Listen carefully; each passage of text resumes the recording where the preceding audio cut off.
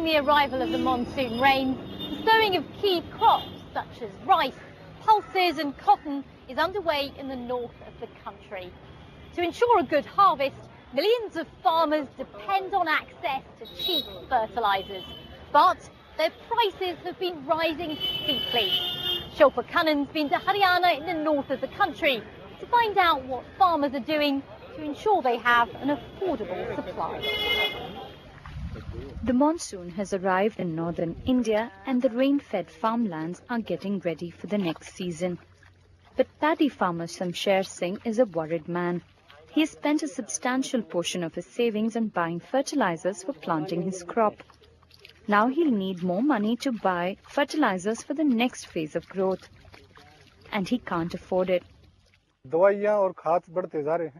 The cost of fertilizers is going up constantly.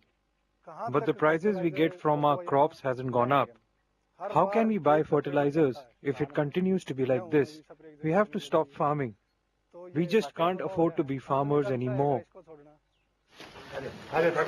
The Indian Farmers Fertilizer Cooperative owns a quarter of the market share in the country.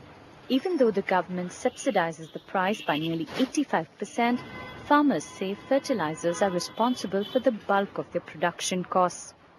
At the local supply center, farmers are queuing up to buy.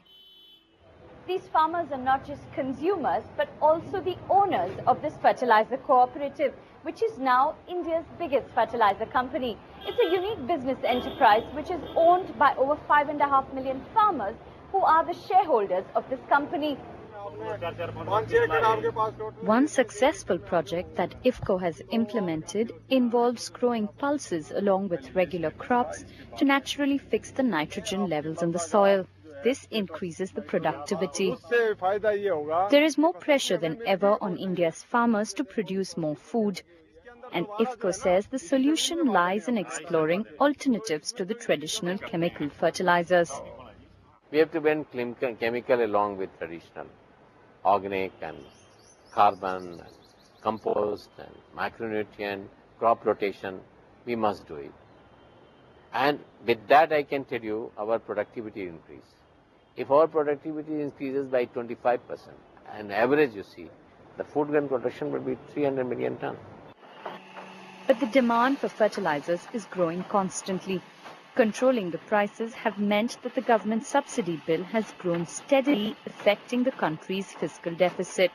Many have called for the government to partially or fully withdraw subsidies. But experts say that poor farmers cannot afford to pay the real market rates. Whether it is UK or US or Europe, everywhere farmers are subsidized. I mean, that's something which is the law of the agriculture, in a sense you can say it. And the kind of subsidies that the European and the Western farmers get, whether the Chinese farmers get, in that sense the Indian farmers are not getting to that level. It's even not even 1/10 of it. It's maybe 1% of the subsidies that they get. So in a sense you have to keep subsidizing agriculture if you want agriculture to grow and if you want people to basically keep increasing their productivity or yields. At the wholesale market, bags of grain are being brought in to be cleaned and distributed.